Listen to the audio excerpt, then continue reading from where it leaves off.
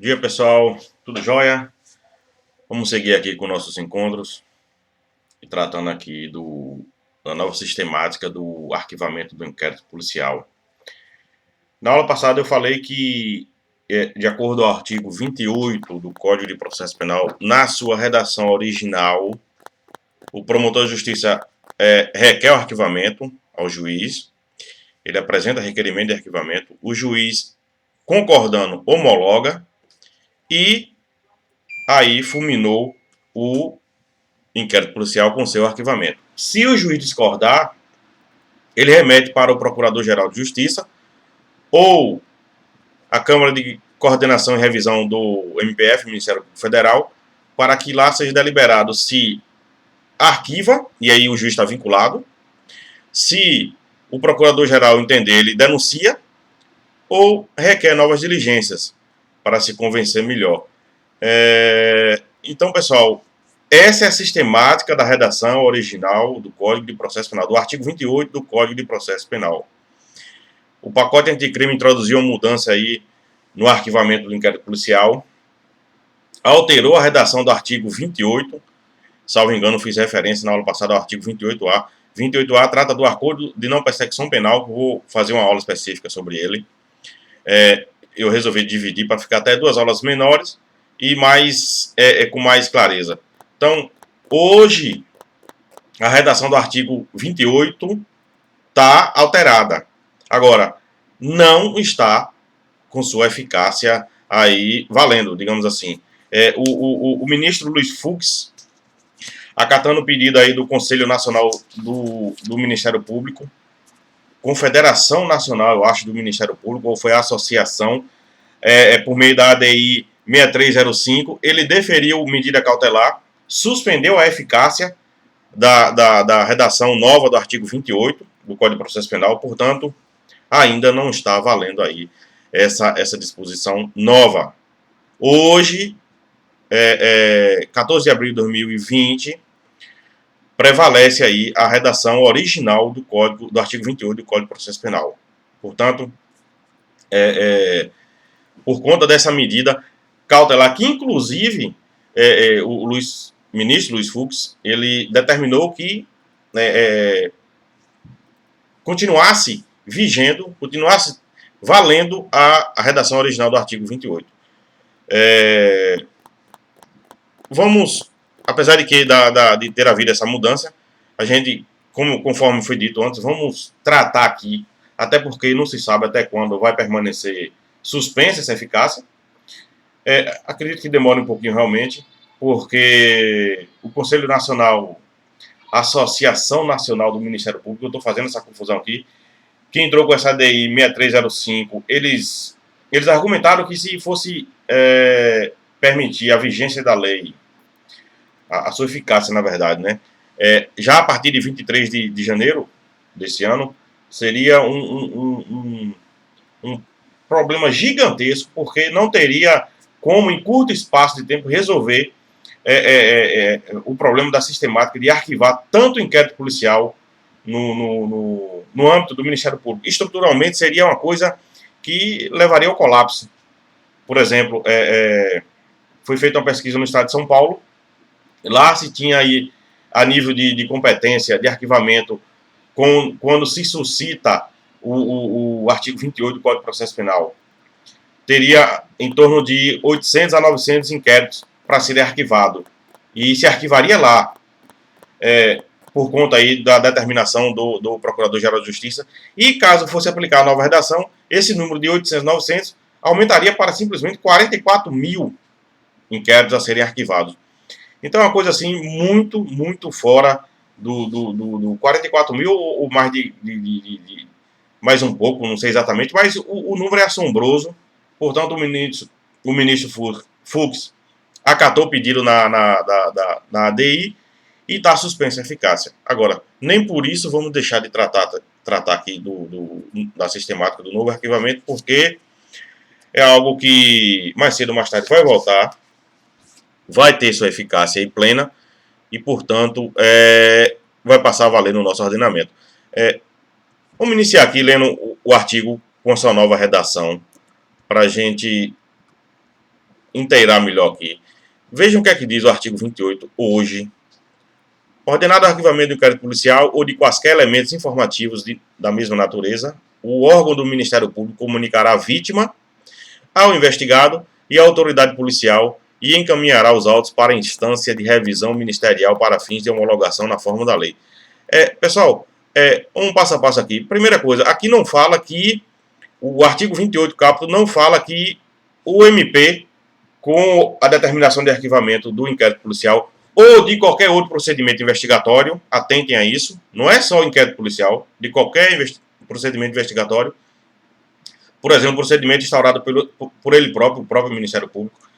Ali não diz que o juiz deve ser comunicado, no 28, mas o juiz das garantias deve sim ser comunicado, inclusive da instauração de toda e qualquer investigação e, obviamente, do seu arquivamento. Salvo engano, está no artigo 3º-D do Código de Processo Penal. Mas, enfim, não está no artigo 28. Lá se refere à vítima e às demais pessoas. Voltando aqui à sua redação, a vítima, o investigado e a autoridade policial e encaminhará os autos para a instância de revisão criminal. Então, assim, não fala aqui do juiz, da autoridade judiciária, mas óbvio que o juiz deve ser comunicado do arquivamento. Quem é esse juiz? O juiz das garantias. É ele que, inclusive, vai estar ali acompanhando o desenrolar das investigações, acompanhando de forma, digamos assim, nos bastidores, porque aí, de acordo com a nova sistemática do Código de Processo Penal, o juiz só atua se provocado. Beleza? Então, algumas observações além disso, com relação à redação do artigo 28 do Código de Processo Penal, que prevê aí a nova sistemática de arquivamento do inquérito policial ou de qualquer procedimento investigatório. E isso aqui é muito importante, essa nova sistemática, ela se aproximou muito do novo sistema, do sistema acusatório, que foi adotado agora expressamente no Código de Processo Penal, mas já estava na nossa Constituição, e se aproximou muito porque tirou o juiz, tirou a figura do juiz da participação do arquivamento do inquérito policial. O juiz não mais participa e o inquérito passa a ser, ou qualquer outro procedimento, passa a ser arquivado no âmbito do próprio Ministério Público. Agora, o interessante é o seguinte, veja a redação do artigo 1º, parágrafo 1º do artigo 28, veja o que é que diz aqui. Se a vítima ou seu representante legal não concordar com o arquivamento do inquérito policial, poderá, no prazo de 30 dias do recebimento da comunicação, submeter a matéria à revisão da instância competente do órgão ministerial, como dispuser a respectiva lei orgânica. Pessoal, vejam bem, aqui há uma antinomia com relação ao caput. Visualizem aqui, porque o caput diz que quando o MP determina o arquivamento, ele deve encaminhar os autos para a instância de revisão ministerial para fins de homologação. O promotor requer aí, determina o arquivamento e ele é obrigado a submeter a sua determinação ao órgão superior do Ministério Público, definido em lei, para homologar ou não o seu arquivamento, a sua determinação de arquivamento. Mas aí a gente vai lá no parágrafo 1º, e esse parágrafo 1º diz que a vítima pode, no prazo de 30 dias da determinação do arquivamento, submeter requerimento ou submeter o arquivamento à revisão da instância competente. Em tese, há uma antinomia aí, e no caso aí, qual seria a utilidade desse parágrafo 1º se o promotor já é obrigatório submeter a sua determinação de arquivamento, a sua decisão à instância de revisão? Então, assim, esse parágrafo 1º, no melhor entendimento aí, é compreender que ele se refere, ele assegura aí o direito de petição do ofendido, o direito de petição da vítima, que está previsto, inclusive, na Constituição, artigo 5º, salvo engano, inciso 54 da Constituição. Então, assim, a vítima, no exercício desse direito de petição, já no prazo de 30 dias, ali previsto no parágrafo 1º do artigo 28, inconformada com o arquivamento do inquérito policial ou do procedimento investigatório, um outro qualquer, pode peticionar a instância de revisão e aí requerer que seja deflagrada a ação penal. Agora, a lei não fala, mas a vítima pode. artigo 1º, parágrafo 1º do artigo 28, vou retornar a ele, do Código de Processo Penal, fala que a vítima ou seu representante legal, se não concordar com o arquivamento do inquérito policial, poderá, num prazo de 30 dias do recebimento da comunicação, submeter a matéria à revisão da instância competente. Agora aqui, não fala do acusado. A vítima pode peticionar, exercendo seu direito de petição. Por que direito de petição? Como eu disse agora, é porque o próprio artigo 28 caput impõe ao promotor de justiça que submeta a sua decisão de arquivamento à instância de revisão do órgão ministerial, do Ministério Público, seja ele federal, estadual, Ministério Público Militar. Agora, não fala aqui de eventual participação do próprio acusado, do investigado.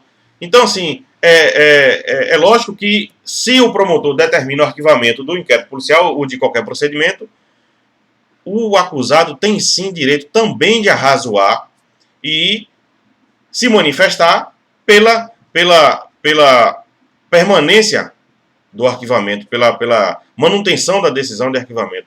Então, assim, o promotor determina o arquivamento, se for o caso, nas hipóteses em que a gente já tratou aqui em aulas passadas, e a vítima inconformada pode se manifestar no prazo de 30 dias à instância de revisão para que não haja esse arquivamento e aí delibere pela denúncia, pelo oferecimento da denúncia. E aí, nesse mesmo prazo, ou após a manifestação da vítima, do requerimento da vítima, o ideal é que o promotor submeta ao contraditório e permita que o acusado se manifeste com relação a esse requerimento do ofendido e, obviamente, ele aí tem todo o direito de se manifestar e pugnar e requerer a manutenção da decisão de arquivamento.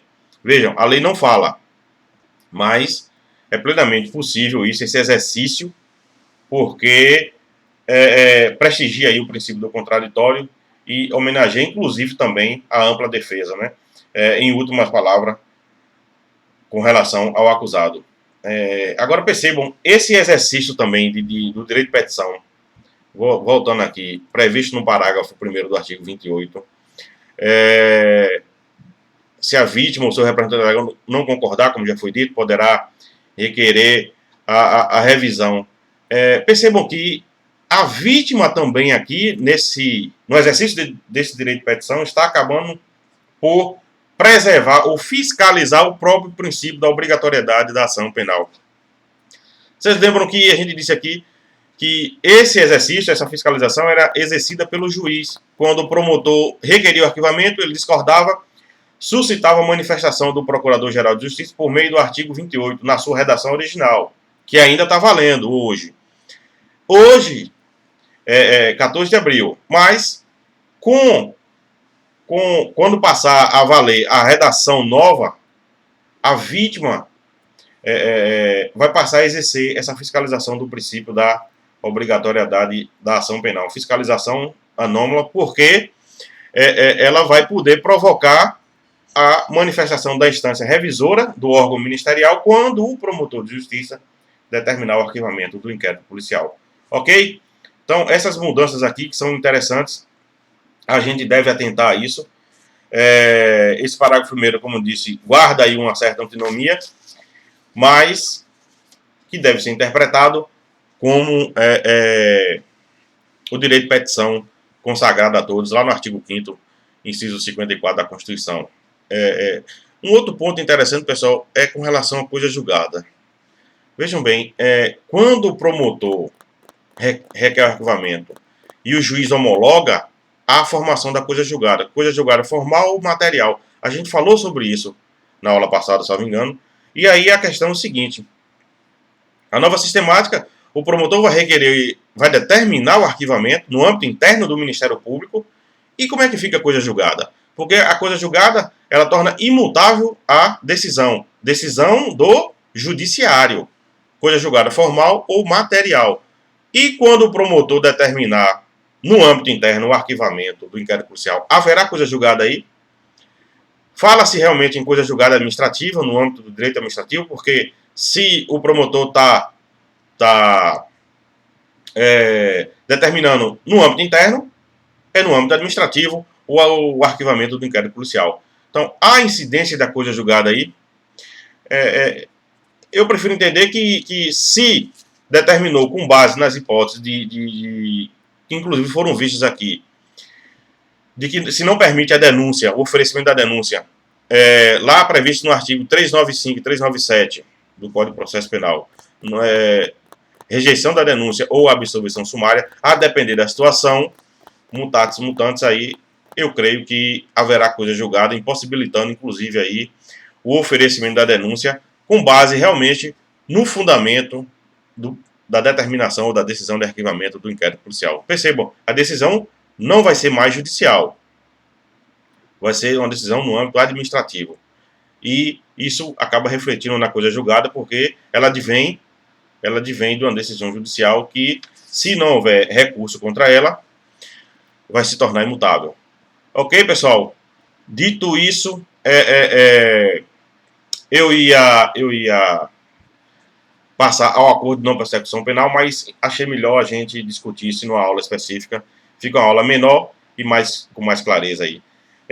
E aí a gente passa a falar aqui de outras hipóteses de investigação, além do inquérito policial. Por exemplo, o Ministério Público pode investigar. Vamos traçar aqui alguns pontos. Isso é também tranquilo na doutrina e na jurisprudência. Eu disse lá atrás, inclusive, que a Lei 12.830 foi, entre aspas, aí, um agrado às autoridades policiais, que elas entendiam que somente o delegado de polícia podia exercer a investigação. Levaram isso ao Supremo, o Supremo se manifestou e disse que é constitucional a investigação realizada pelo Ministério Público. E, inclusive, a súmula 234 do Superior Tribunal de Justiça diz isso, que o promotor que investiga, ele pode oferecer denúncia, e esse é um dos argumentos pró a essa possibilidade, e está mais do que consagrado a possibilidade do MP exercer as investigações criminais, por meio de um procedimento investigatório criminal chamado PIC. O promotor não pode realmente presidir inquérito policial. A autoridade que preside, que tem essa atribuição, é o delegado de polícia. Mas o MP pode sim investigar por meio de um procedimento investigatório criminal, chamado PIC, e aí ele mesmo preside esse procedimento, mas não o inquérito policial. Então, assim, por exemplo, quais são os argumentos pró a possibilidade do MP investigar?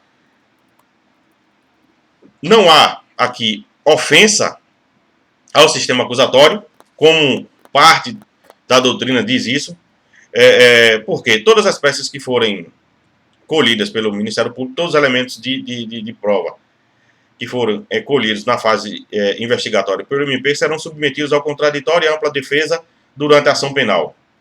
Além disso, quem pode o mais, pode o menos. Teoria dos poderes implícitos. Se o MP pode oferecer denúncia, que é o mais, se o MP pode deflagrar ação penal, que é o mais, ele pode também proceder à investigação, que é o menos. Pode investigar e dessa investigação simplesmente entender que não há elementos e determinar o arquivamento da investigação. Então, quem pode o mais, pode o menos. É um dos argumentos. Outra coisa, polícia judiciária não se confunde com polícia investigativa. Outro argumento que a doutrina sustenta a favor. Polícia judiciária cumpre as ordens do Poder Judiciário. Polícia investigativa é aquela que investiga as infrações penais. Cumpre as suas atribuições investigando as infrações penais. E também tem os argumentos contra aí, né? Sustentados aí pela Associação Nacional dos Delegados de Polícia e geralmente pelas autoridades policiais, que dizem que não há previsão legal para o Ministério Público exercer a investigação criminal. Além disso, segundo eles, a investigação exercida pelo Ministério Público ofende o sistema acusatório, no entendimento deles, e, segundo eles, a própria Constituição dotou o MP de poder de requisição de diligências, mas não de investigação. O MP pode requisitar diligências a serem desenvolvidas ou cumpridas pela autoridade policial, mas não exercer em si a investigação. Percebam, meio até contraditório aqui, né?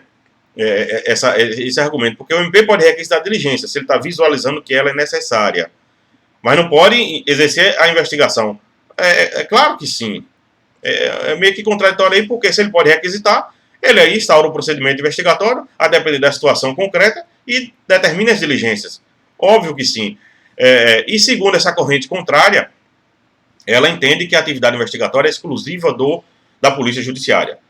Pessoal, não é exclusiva por conta desses argumentos favoráveis que foram consagrados pelo Ministério Público, pelo Supremo Tribunal Federal, perdão, salvo engano, recurso extraordinário 593-727, e lógico que o Supremo disse que é constitucional a investigação exercida pelo Ministério Público, porém o Ministério Público, no desenvolvimento das suas investigações, tem que respeitar as garantias legais e constitucionais de todo e qualquer acusado. Mas, enfim, investigação levada a efeito pelo Ministério Público plenamente possível, súmula 234 do STJ, respaldando aí, e, portanto, é plenamente possível. Aliás, por exemplo, as investigações levadas a efeito pela Operação Lava Jato, inúmeras delas desenvolvidas pelo próprio Ministério Público. Lógico que a Polícia Federal aí desenvolve também, investiga mediante inquérito policial, e a importância é gigantesca, como já foi dito aqui várias vezes. Não se discute a importância do inquérito policial, mas o MP também pode investigar. Além disso, além de investigar, o MP, com base no artigo 129, eu já vou até pegar o gancho aqui para transportar vocês lá, com base no artigo 129 da Constituição Federal, inciso 7, vejam bem, são funções institucionais do Ministério Público exercer o controle externo da atividade policial na forma da lei complementar mencionada no artigo anterior. Então, assim, além de investigar, o MP tem a função institucional de exercer o controle externo da atividade policial. E o controle interno, quem é? Quem exerce são as próprias corregedorias. Agora, o controle externo, de acordo com a Constituição, é função institucional do Ministério Público. Todo promotor, aliás, nem todo, promotor com atribuição criminal deve sempre exercer o controle externo da atividade policial, visando aí verificar se as autoridades policiais estão no exercício das suas investigações, respeitando as normas legais e constitucionais e as garantias legais e constitucionais dos acusados. Então, a função do controle externo é basicamente essa: averiguar, observar se as autoridades policiais estão cumprindo e respeitando as garantias legais e constitucionais dos acusados. E esse controle, pessoal, que é desenvolvido pelo Ministério Público, como dito, ele pode ser de forma difusa ou concentrada. Como é que se dá isso, Tassiano? O controle difuso, o controle da atividade externa, a atividade policial externa, controle externo da atividade policial, perdão, de forma difusa, se dá com relação a todo e qualquer promotor que tem atribuição criminal, e aí ele, no exercício das suas funções, fiscaliza a atividade da Polícia Judiciária. De posse do inquérito policial, a gente sabe, ele pode oferecer denúncias, requisitar diligências ou requerer arquivamento, mas na sua análise ali, ele fiscaliza e observa se foram respeitadas as garantias legais e constitucionais. Além da forma difusa, existe a forma concentrada, que é exercida por órgãos do Ministério Público, por promotor, que atuam especificamente nesse papel. Alguns Ministérios Públicos do Brasil, por exemplo, o Ministério Público do Estado de São Paulo, eles têm promotoria específica para atuar no controle externo da atividade policial. O promotor só desenvolve essa função. E aí observa o respeito às garantias legais e constitucionais. Percebam a diferença. O controle difuso, promotor que tem atribuição criminal, exerce ele por obrigação, mas exerce também outras funções, além do controle externo da atividade policial. Promotor do processo, ele oferece denúncia, toca o processo com as demais atribuições, por exemplo, sustenta acusação em júri, enfim, apresenta recurso, e além disso, exerce o controle externo da atividade policial. E o controle concentrado, o promotor que atua dessa forma só faz essa atribuição, só investiga, só exerce o papel do controle externo da atividade policial. Tem MP estadual, como eu disse, que tem promotoria específica nesse sentido. E aí, eu vou mencionar aqui e sugiro a vocês o estudo de algumas súmulas, a começar pela súmula vinculante número 14, que faz remissão expressamente ao inquérito policial, né, e o acesso do advogado, a gente já foi dito aqui várias vezes. Súmula 397 do Supremo Tribunal Federal, súmula 524 do Supremo Tribunal Federal, que trata do desarquivamento do inquérito policial, já foi dito aqui. Súmula 234, que eu falei agora, com relação à possibilidade do MP investigar. Súmula 444 também do STJ. Essas súmulas, pessoal, são importantíssimas para a compreensão do entendimento do STJ e do Supremo Tribunal Federal a respeito aí da fase preliminar da investigação. Eu mencionei agora há pouco que também existiam ou existem outros procedimentos investigatórios. E comecei falando pelo MP, aí emendei falando do controle externo, que é feito pelo Ministério Público, inclusive por ser função institucional, mas também temos outros controles aí, outros procedimentos de investigação. Por exemplo, a CPI é um outro procedimento, Comissão Parlamentar de Inquérito, está lá no artigo 58, parágrafo 3º da Constituição. Vamos voltar aqui a ele, a norma constitucional, artigo 58, parágrafo 3º, me permitam chegar nele aqui, e lá consagra o poder de investigação das comissões parlamentares de inquérito. Veja a redação desse artigo 58, parágrafo 3º da Constituição. Vejam bem o que é que diz aqui. As comissões parlamentares de inquérito, que terão poderes de investigação próprios das autoridades judiciais. Vejam bem, poderes de investigação próprios das autoridades judiciais. É a mesma coisa?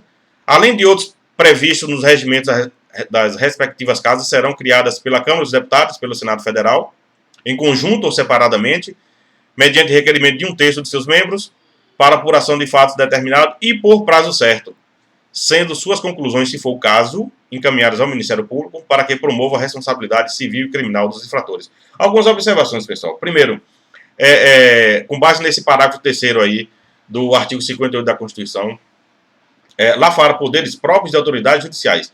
Poderes próprios, segundo a visão do Supremo Tribunal Federal, não significa poderes idênticos. Então, há determinadas diligências que, se a CPI entender pertinente, ela tem que recorrer ao judiciário.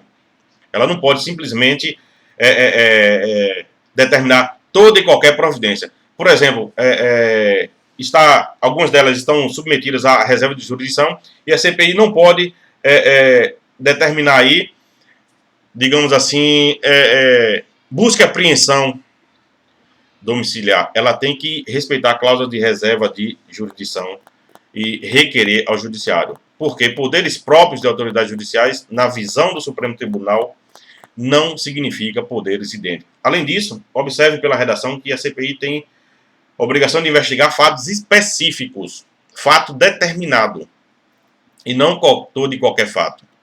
A requerimento lá de parte dos deputados, dos senadores, ou então das duas casas, perdão, seria uma comissão parlamentar de inquérito mista, CPMI.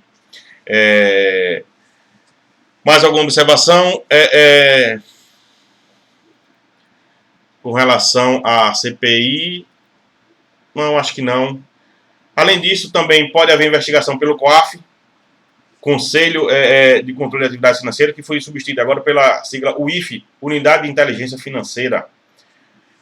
Esse órgão, pessoal, é importantíssimo para investigar crimes de lavagem de capitais, no cruzamento aí de investigações, no cruzamento de informações com relação a dados financeiros. A unidade de inteligência financeira criada aí pelo atual governo substituiu o COAF. Esse órgão é vinculado ao Ministério da Economia, que tentou até, inclusive, levar para o ministro da Justiça, mas permanece no âmbito do Ministério da Economia, e tem a função aí de investigar crime de lavagem de capitais mediante as informações, cruzamento de informações financeiras. É importantíssimo, é importantíssimo. Foi criado pela própria lei de crime de lavagem de capitais, Lei 9.613 de 1998. É um órgão realmente fenomenal, que, inclusive, tem um papel muito importante nos crimes aí de lavagem de capitais e contribuiu muito com relação à própria Operação Lava Jato. Além disso, temos o inquérito policial militar, que é instaurado mediante o procedimento previsto no Código de Processo Penal Militar. A gente não estuda ele, não há tempo suficiente, infelizmente, mas pelo menos mencionar aqui, que tem a função de apurar e desvendar a autoria e materialidade de crimes militares. Conduzido, instaurado e conduzido no âmbito da própria Polícia Militar dos estados, ou Corpo de Bombeiro Militar. Mas é uma hipótese também, é uma outra possibilidade de investigação, além do inquérito policial. A investigação também do Ministério Público, eu estou vendo aqui pelo minha pescazinha aqui, que a gente já falou. Temos também o inquérito civil, além do inquérito policial, temos o inquérito civil previsto na Lei 7347, de 1985, é a Lei da Ação Civil Pública. Esse inquérito civil é instaurado pelo MP, e só que tem legitimidade para instaurar aí é realmente o Ministério Público. Inquérito civil, pessoal, ele instaura e preside, artigo 8º, parágrafo 1º da Lei 7347, e visa buscar elementos para subsidiar a futura ação civil pública. Então, quando o MP instaura o inquérito civil, ele busca aí reunir elementos para ingressar futuramente com ação civil pública, aí seja ela qual for a modalidade, ação civil pública ambiental, ação civil pública por ato de improbidade administrativa, e por aí vai. Mas também, observem que os elementos escolhidos em inquérito civil, a gente já falou sobre isso, podem também subsidiar a deflagração de um processo penal. Se ali surgiram elementos suficientes para demonstrar a materialidade e a autoria delitiva de uma conduta criminal, apesar de ser um inquérito civil, o Supremo entendeu que pode sim deflagrar ação penal com base nesses elementos do inquérito civil. Ok? Temos mais, no âmbito do Juizado Especial Criminal, o termo circunstanciado de ocorrência, TCO. Ele é lavrado, o termo é esse, lavra-se um termo circunstanciado de ocorrência para investigar crime de menor potencial ofensivo, que são os crimes previstos procedimento previsto na Lei 9.099. Os crimes de menor potencial são aqueles com pena privativa de liberdade máxima de até 2 anos, e eles são processados e julgados de acordo com a Lei 9.099, e lá está prevista a possibilidade de ser lavrado um termo circunstanciado de ocorrência para apuração desses delitos. Há também a possibilidade de investigação, ou pelo menos havia, a possibilidade de investigação pela autoridade judiciária. O juiz pode investigar. Isso é extremamente estranho, Além de estranho, é frontalmente contrário ao sistema acusatório. Mas a antiga lei de falência, Decreto-Lei 7661 de 1945, previa essa possibilidade do juiz investigar os crimes de falência. Além disso, a revogada Lei de Organização Criminosa, Lei 9.034 de 1995, também previa essa possibilidade. O juiz podia sim investigar com relação a esses crimes. E no artigo 33, parágrafo único, salvo engano, da Lei Orgânica da Magistratura Nacional, LOMAN, a Lei Complementar 35 de 1979, ela prevê também a possibilidade do juiz. Essa lei está em vigor. A antiga lei de falência não, nem a antiga lei de organização criminosa, mas a Lei Orgânica da Magistratura Nacional está em vigor, mas o que se entende, a melhor interpretação é que o juiz pode supervisionar a investigação, mas desenvolver investigação não. Aí é uma ofensa clara ao sistema acusatório. A gente sabe que juiz de direito tem foro por prerrogativa de função, ele é julgado e processado pelos tribunais, e aí há um relator que conduz essa investigação, de acordo com a lei da Magistratura Nacional. Então, a melhor interpretação é que o relator supervisiona as investigações, mas ele conduzir não, porque aí é uma clara ofensa